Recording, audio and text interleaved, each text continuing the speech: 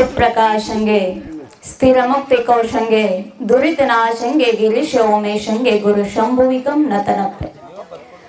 ಪ್ರಪ್ರಥಮದಲ್ಲಿ ಪ್ರಾತಸ್ಮರಣೀಯರು ಆಗಿರುವಂಥ ವೇದಾಂತ ಸಿದ್ಧಾಂತ ಪಾರಂಗತ ಅಭಿನವ ಸಿದ್ಧಾರೂಢರೆಂದೇ ಪ್ರಖ್ಯಾತಗೊಂಡಿರತಕ್ಕಂಥ ಪರಮ ಪೂಜ್ಯ ಶತಸ್ಥಲ ಬ್ರಹ್ಮನಿಷ್ಠ ಶ್ರೀ ಶಂಭುಲಿಂಗಪ್ಪಾಜಿಯವರ ಹಾಗೂ ಪ್ರಕರಣ ಪ್ರವೀಣರು ಶಾಸ್ತ್ರ ಪಾರಂಗತರು ಆಗಿರುವ ಪರಮ ಪೂಜ್ಯ ಶ್ರೋತ್ರಿಯ ಬ್ರಹ್ಮನಿಷ್ಠರು ಹಾಗೂ ಪರಮ ಪೂಜ್ಯರಾಗಿರ್ತಕ್ಕಂಥ ಸದ್ಗುರು ಶ್ರೀ ಕೃಷ್ಣಗೌಡಪ್ಪಾಜಿಯವರ ಶ್ರೀಪಾದ ಪದ್ಮಂಗಗಳಿಗೂ ಹಣೆ ಮಣಿದು, ಹಾಗೆ ಬಸವಾದಿ ಪ್ರಮತರಲ್ಲಿ ನತಮಸ್ತಕಳಾಗಿ ಕ್ಷೇತ್ರಾದಿ ಅಧಿದೇವತೆಗಳ ಶ್ರೀಪಾದ ಪದ್ಮಂಗಗಳಿಗೂ ಶಿರಸಾವಹಿಸಿ, ಹಾಗೆ ಈ ದಿವ್ಯ ವೇದಿಕೆ ಮೇಲೆ ಆಸೀನರಾಗಿರ್ತಕ್ಕಂಥ ಪರಮ ಪೂಜ್ಯನೀಯರು ಆಗಿರ್ತಕ್ಕಂಥ ಮಾತು ಶ್ರೀ ಕಮಲಮ್ಮ ತಾಯಿಯವರನ್ನ ಮೊದಲು ಮಾಡಿಕೊಂಡು ಈ ಬ್ರಹ್ಮ ವೇದಿಕೆ ಮೇಲೆ ಆಸೀನರಾಗಿರ್ತಕ್ಕಂಥ ಎಲ್ಲ ಸಂಪೂಜ್ಯರಿಗೂ ಹಣೆ ಮಣಿದು, ಹಾಗೆ ಇಲ್ಲಿವರೆಗೆ ಭಜನಾ ಸೇವೆಯನ್ನು ಸಲ್ಲಿಸಿರ್ತಕ್ಕಂಥ ಭಜನಾ ಮಂಡಳಿಯವರಿಗೂ ಹಾಗೂ ನಿರೂಪಣಾಕಾರರಿಗೂ ಹಾಗೂ ಅವರಿವರೆನ್ನದೇ ಶಿವಸ್ವರೂಪರೇ ಆದ ತಮ್ಮೆಲ್ಲರಿಗೂ ಭಕ್ತಿಯ ಶರಣಾರ್ಥಿಗಳನ್ನ ಸಮರ್ಪಿಸುತ್ತಾ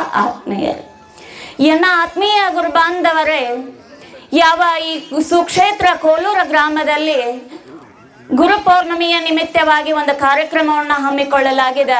ಇದೇ ಕಾರ್ಯಕ್ರಮವನ್ನು ಉದ್ದೇಶಿಸಿ ನನ್ನ ಯಥಾಮತಿಗೆ ನಿಲುಕಿದಷ್ಟು ಒಂದಿಷ್ಟು ಪ್ರವಚನವನ್ನ ಮಾಡುತ್ತೇನೆ. ಹೌದು, ಹಾಗಾದ್ರೆ ಗುರು ಅಂತಂದ್ರೆ ಏನು?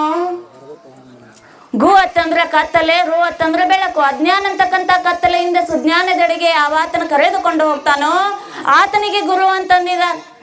ಅಥವಾ ಸದ್ರೂಪ ಬ್ರಹ್ಮನನ್ನು ಯಾರು ಉಪದೇಶ ಮಾಡ್ತಾರೋ ಆತನಿಗೆ ಗುರು ಅಂತಂದಿದ್ದಾರೆ. ಅಥವಾ ಗುರುಯೋ ಧರ್ಮ್ಯಾನ ಗ್ರನಾತಿ ಉಪದೇಶತಿ ಸ ಗುರು ಅಂದ್ರೆ ಯಾವಾತನು ಧರ್ಮ ತತ್ವಗಳನ್ನು ತಾನು ಸರಿಯಾಗಿ ಗ್ರಹಿಸಿಕೊಂಡು ಉಪದೇಶಗೈವನೋ ಆತನಿಗೆ ಗುರು ಅಥವಾ ಸದ್ಗುರು ಅಂತಂದಿದ್ದಾರೆ. ಇಂಥ ಸದ್ಗುರು ಹೆಂಗ ದೊರಿತಾನೋ, ಆತನ ಲಕ್ಷಣಗಳೇನು, ಅದನ್ನೇ ಅನುಭವ ಸಾರದ 2ನೇ ಸಂಧಿ 1ನೇ ಸೂತ್ರದೊಳಗೆ ಹೇಳ್ತಾರೆ. ಕರುಣ ಸತ್ಕಲೆ ಶಾಸ್ತ್ರ ಪರಿಣತಿ ನಿರಾಶೆ ಸೌಂದರ್ಯತೆ ಸುಮುಖತ್ವ ಸುಗುಣ ಸುಜ್ಞಾನಗಳಿರಲವನ್ನೇ ಸೇವೆ ಗುರುವಕ್ಕು. ಈ 8 ಗುಣಗಳು ಯಾರಲ್ಲಿ ಇರ್ತಾವೋ ಅವರಿಗೆ ನಾ ಗುರುಗಳು ಅಂತಂದಿದ. ಅದು ಅಲ್ಲ, ಪರಮಾರ್ಥ ಗೀತೆ ಒಳಗಾದ್ರೂ ಕೂಡ ಹೇಳ್ತಾರ, ಕರುಣ ರಸದ ಕೋಡಿ ವರಿವ ಕಟಾಕ್ಷದ ಪರತತ್ವ ಪುವಲಾಪದವರ ಪುಣ್ಯಮಯ ಶರೀರದ ನಿರಾಭಾರಿ ಸದ್ಗುರು ಇರಲೆನ್ನ ಮಾನಸದಲ್ಲಿ. ಅಂದ್ರೆ ಯಾರ ಮನಸ್ಸು ದುಃಖಿಗಳ ದುಃಖವನ್ನ ಕಂಡಾಗ ಕೇಳಿದಾಗ ದಯಾರಸದಿಂದ ಕೂಡಿಕೊಂಡ ನೇತ್ರದ ಮೂಲಕ ಹೊರಹೋಗಿ ದುಃಖಿಗಳ ದುಃಖವನ್ನ ಕಳೆಯುವುದರಲ್ಲಿ ತತ್ಪರವಾಗಿರುವುದು, ಯಾರ ಮನಸ್ಸು ಏನು ಭಾಷಣ ಮಾಡಿದರೂ ಪಾರಮಾರ್ಥಿಕವಾಗಿರ್ತಕ್ಕಂಥ ಪರಬ್ರಹ್ಮ ತತ್ವವನ್ನ ಅರಪುವುದರಲ್ಲಿ ಶಕ್ತಿ ಸಾಮರ್ಥ್ಯವನ್ನ ತಿಳಿಸಿಕೊಡುವುದರಲ್ಲಿ ಶಕ್ತಿ ಸಾಮರ್ಥ್ಯವನ್ನ ಹೊಂದಿರುವುದು, ಯಾರ ಶರೀರ ಏನು ಭಾಷಣ ಮಾಡಿದರು ಗುರು ಸೇವೆ ಮಂತ್ರ ಜಪ ತತ್ವದರ್ಶನ ಹಾಗೂ ಮುಂತಾದವುಗಳಲ್ಲಿ ಪರಿಪಕ್ವತೆಯನ್ನ ಪಡೆದ ಸಕಲರಿಗೂ ಪೂಜ್ಯ ಭಾವಕ್ಕ ಯೋಗ್ಯವಾಗಿರ್ತಕ್ಕಂಥ ದೃಷ್ಟಿ ವಾಣಿ ಶರೀರಗಳನ್ನುಳ್ಳುವವರಿಗೆ ಗುರುಗಳು ಅಂತಂದಿದ್ದಾರೆ. ಅವರೇ ನಮ್ಮ ನಿರಾಭಾರಿ ಸದ್ಗುರು ಶ್ರೀ ಶಂಭುಲಿಂಗಪ್ಪಾಜಿಯವರು. ಪರಮ ಪೂಜ್ಯ ಶ್ರೀ ಶಂಭುಲಿಂಗಪ್ಪಾಜಿಯವರು ನಿಮಗ ಈ ನಾಡಿಗೆ ಕೊಟ್ಟ ಮಹದುಪಕಾರ ಅಷ್ಟಿಷ್ಟ ಅಲ್ಲ. ಕಾರಣ ಏನು? ಧನ್ಯೋ ಗೃಹಸ್ಥಾಶ್ರಮ. ಇದು ವೇದಗಳಲ್ಲಿ ಬಂದದ, ಆಗಮಗಳಲ್ಲಿ ಬಂದದ, ಶಾಸ್ತ್ರಗಳಲ್ಲಿ ಬಂದದ, ನಿಗಮಗಳಲ್ಲಿಯೂ ಬಂದದ. ಹೀಗಿದ್ರೂ ಕೂಡ ವೇದಾಂತದ ಆಚಾರ್ಯರು ಇದನ್ನು ಗೌಣವಾಗಿರಿಸಿ ಬಿಟ್ಟಿದ್ರು. ಪುನಃ ಇಡೀ ಜಗತ್ತಿಗೆ ಬಿತ್ತರಿಸಿದ ಏಕೈಕ ಮಹಾತ್ಮ ಯಾರಾದ್ರೂ ಇದ್ರ ಅದು ನಮ್ಮ ಪರಮ ಪೂಜ್ಯ ಶ್ರೀ ಶಂಭುಲಿಂಗಪ್ಪಾಜಿಯವರು. ನಿಧಿಧ್ಯಾಸನದ ಷಟ್ ಸಮಾಧಿ ಜಗವಿದು ಪುಷಿದಕ್ಕೆ ವರ ವಿವೇಕಿಗೆ ಮುಕ್ತಿ ಅತ್ಯಾಶ್ರಮಿ ಜ್ಞಾನೀಯ ಪ್ರಾರಬ್ಧ ಭೋಗ ಅಖಿಳ ಭೋಗಾವಲಂಬನೆ ಶಿವಯೋಗಿ ಆರೂಢನವರೆಗೂ ಗೃಹಸ್ಥ. ಇದು ಅಂತರಂಗ ಶುದ್ಧಿ, ಇದು ಬಹಿರಂಗ ಶುದ್ಧಿ. ಅರಿದಡೆ ಶರಣ, ಮರೆದಡೆ ಮರಣ. ಸನ್ಯಾಸಿ ಮತ್ತು ಯೋಗಿ ಗುರು ಪರಂಪರೆ ವಚನದಲ್ಲಿ ಜಗತ್ತು ಮಿಥ್ಯ ಸಮುಚ್ಚಯಗಳ ಸಮನ್ವಯ. ಆರೂಢ ಯಾರ ಪರಿಭಾಷೆ? ಪರಬ್ರಹ್ಮ ವೈದಿಕ ಪರಶಿವ ತಾಂತ್ರಿಕ ಬಚ್ಚಬರಿಯ ಬಸವ ಪೀಠದ ಪರಿಕಲ್ಪನೆ. ಜಂಗಮ ಗುರುವಾದರೆ ಸಪ್ತಾವರಣ ಅನ್ನುವಂಥ ಅನೇಕ ವಿಚಾರಗಳನ್ನು ಪರಮ ಪೂಜ್ಯ ಶ್ರೀ ಶಂಭುಲಿಂಗಪ್ಪಾಜಿಯವರು ನಮಗೆ ತಿಳಿಸಿಕೊಟ್ಟ. ಇದರಲ್ಲಿ ಗುರು ಪರಂಪರೆ ಒಳಗೆ ಯಾರಿಗೆ ಯಾರು ಗುರು ಅನ್ನುವಂಥ ವಿಚಾರವನ್ನ ಬಹಳ ಮಾರ್ಮಿಕವಾಗಿ ತಿಳಿಸಿಕೊಟ್ಟಾರ. ಗೃಹಸ್ಥನಿಗೆ ಗೃಹಸ್ಥ ಆಚಾರನೇ ಗುರುವಾಗಬೇಕು, ಸನ್ಯಾಸಿಗಳಿಗೆ ಸನ್ಯಾಸಿ ಆಚಾರನೇ ಗುರುವಾಗಬೇಕು. ಇದನ್ನ ಪರಮ ಪೂಜ್ಯ ಶ್ರೀ ಶಂಭುಲಿಂಗಪ್ಪಾಜಿಯವರು ಆಧಾರ ನಿಘಂಟ ನಿಗಮಗಳನ್ನ ಎಲ್ಲಗಳನ್ನ ಕೊಟ್ಟ ಪ್ರಮಾಣ ಸಮೇತವಾಗಿ ನಮಗೆ ನಿರೂಪಣೆ ಮಾಡಿದ. ಅದು ಅಲ್ಲದೆ ಸಾಧು ನಿಶ್ಚಲ ದಾಸಾಜಿಯವರು ವಿಚಾರ ಸಾಗರದ 3ನೇ ತರಂಗ ಮತ್ತು 5ನೇ ತರಂಗದೊಳಗ ಇದೇ ವಿಚಾರವನ್ನ ಇಟ್ಟುಕೊಂಡು ಗುರುಗಳನ್ನು 2 ರೀತಿಯಾಗಿ ವಿಂಗಡಣೆ ಮಾಡಿದ್ದಾರೆ. ಒಂದು ಗೃಹಸ್ಥ ಗುರು, ಇನ್ನೊಂದು ತ್ಯಾಗಿ ಗುರು ಅಂತ 2 ವಿಚಾರಗಳನ್ನು ಇಟ್ಟುಕೊಂಡು 2 ರೀತಿಯಾಗಿ ವಿಂಗಡಣೆ ಮಾಡಿದ್ದಾರೆ. ಹೆಂಗ? ಶ್ರುತಿ, ಯುಕ್ತಿ, ಅನುಭವ ಪ್ರಮಾಣಗಳನ್ನ ಕೊಟ್ಟು ತಮ್ಮ ಗ್ರಂಥದೊಳಗೆ ಉಲ್ಲೇಖ ಮಾಡಿದ್ದಾರೆ. ಅಷ್ಟೇ ಅಲ್ಲ, ಭಗವದ್ಗೀತೆಯ 4ನೇ ಅಧ್ಯಾಯ 1ನೇ ಶ್ಲೋಕದೊಳಗೆ ಇಮಂ ವಿವಸ್ವತೆ ಯೋಗಂ ಪ್ರೋತ್ರಂ ವಾಹನ ಅಹಂ ಅವ್ಯಯಂ ವಿವಸ್ವಾನ ಮನವೇ ಪ್ರಾಹ ಮನುಹ ಇಕ್ಷ್ವಾಕುವೆ ಅಬ್ರವಿತ್ ತಂದಿದ್ದಾರೆ. ಅಂದ್ರ ಯಾವ ಅವಿನಾಶಿ ಆಗಿರ್ತಕ್ಕಂಥ ಈ ವಿದ್ಯೆಯನ್ನ, ಯೋಗ ವಿದ್ಯೆಯನ್ನ ಕಲ್ಪದಲ್ಲಿ ನಾನು ಸೂರ್ಯನಿಗೆ ಹೇಳಿದೆ. ಸೂರ್ಯ ತನ್ನ ಮಗನಾಗಿರ್ತಕ್ಕಂಥ ಮನುವಿಗೆ ಹೇಳ್ಯಾನ್, ಮನು ತನ್ನ ಮಗನಾಗಿರ್ತಕ್ಕಂಥ ಇಕ್ಷಾಕುವಿಗೆ ಹೇಳ್ಯಾನ್. ಈ ರೀತಿಯಾಗಿ ಗುರು ಪರಂಪರೆ, ತಂದೆ ಮಕ್ಕಳ ಪರಂಪರೆ, ಗೃಹಸ್ಥ ಪರಂಪರೆನೇ ಸಾಗಿ ಬಂದದ.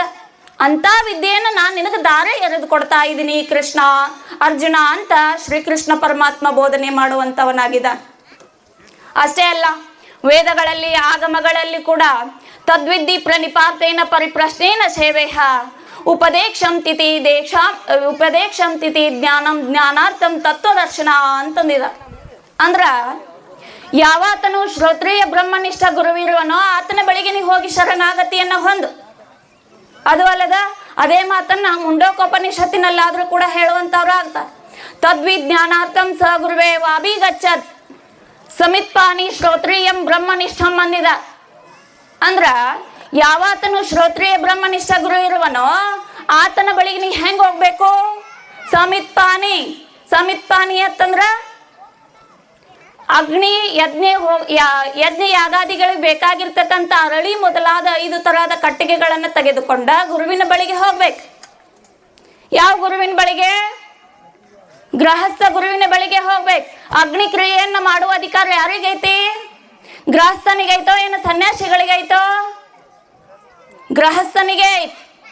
ಯಾಕೆ ಸನ್ಯಾಸಿಗಳಿಗಿಲ್ಲ ಅಂತಂದ್ರ ವಿಹಿತಾನಾಂ ವಿಧಿನಾಂ ಕರ್ಮಾನಾಂ ಪರಿತ್ಯಾಗ ಸನ್ಯಾಸ ಅಂದಿದ. ವಿಹಿತ ಕರ್ಮಗಳನ್ನು ಸ್ವರ್ಪತ ತ್ಯಾಗ ಮಾಡಿರ್ತಕ್ಕಂಥ ಸನ್ಯಾಸಿಗಳಿಗೆ ಈ ಅಗ್ನಿ ಕ್ರಿಯೆಯಲ್ಲಿ ಅಧಿಕಾರ ಇರುವುದಿಲ್ಲ. ಆದ್ದರಿಂದ ಗೃಹಸ್ಥ ಗುರುವಿನ ಬಳಿಗೆನೆ ನಾವು ಹೋಗಿ ಶರಣಾಗತಿಯನ್ನ ಹೊಂದಬೇಕು. ಅದು ಅಲ್ಲ, ಉಪನಿಷತ್ತಿನ ಆರಂಭದಲ್ಲಿ ಆದ್ರೂ ಕೂಡ ಶೌನಕೋ ಮಹಾಶಾಲಾ ಅಂತಂದಿದ. ಅಂದ್ರ ಶೌನಕೋ ಮಹಾಗ್ರಸ್ತನಿಗೆ ನಾವು ಉಪದೇಶವನ್ನು ಮಾಡ್ತಾ ಇದ್ದೀನಿ ಅಂತ. ಅದು ಅಲ್ಲದ ಶ್ರೋತ್ರಿಯ ಬ್ರಹ್ಮನಿಷ್ಠ ಗುರುಗಳನ್ನು ಕುರಿತು ಮತ್ತು ಶಿಷ್ಯನನ್ನು ಕುರಿತು ಉಪನಿಷತ್ತಿನಲ್ಲಿ ಆದ್ರೂ ಕೂಡ 2 ಸಲ ಪದ ಪ್ರಯೋಗವನ್ನು ಮಾಡಿದ. ಅದು ಅಲ್ಲದ ವಿವೇಕ ಚಿಂತಾಮಣಿಯಲ್ಲಿ ಆಪ್ತ ಅಂಗಸ್ಥಾನ ಸದ್ಭಾವ ಚತುರ್ವಿಧ ಸೇವೆಗಳನ್ನ ಬೋಧನೆ ಮಾಡಿದ. ಇಲ್ಲಿ ಸ್ಥಾನ ಸೇವ್ಯಾದಿಗಳು ಅಂತಂದ್ರ ಗುರುವಿನ ಗ್ರಹ ರಕ್ಷಣಾ ಕ್ಷೇತ್ರ. ಗ್ರಹ ಅಂತಂದ್ರ ಗ್ರಹಣಿ ಗ್ರಹ ಮುಚ್ಚತೆ, ಗ್ರಹಣಿ ಸಮೇತವಾಗಿರ್ತಕ್ಕಂಥ ಮನೆಗೆ ಗ್ರಹ ಅಂತಂದಿದ. ಕ್ಷೇತ್ರ ಅಂತಂದ್ರ ಹೊಲ, ಮನೆ, ಗದ್ದೆ ಇತ್ಯಾದಿಗಳು. ಈ ಹೊಲ, ಮನೆ, ಗದ್ದೆ, ಹೆಂಡತಿ ಇವರೆಲ್ಲ ಯಾರಿಗಿರ್ತಾರೋ? ಇನ್ನು ಗೃಹಸ್ಥನಿಗಿರ್ತಾರೋ ಏನು ಸನ್ಯಾಸಿಗಳಿಗಿರ್ತಾರೋ? ಗೃಹಸ್ಥನಿಗೆ ಇರ್ತಾರೆ. ಆದ್ದರಿಂದ ಗೃಹಸ್ಥ ಗುರುವಿಗೆ ನಾವು ಶರಣಾಗತಿಯನ್ನು ಹೊಂದಬೇಕು. ಅದು ಅಲ್ಲದ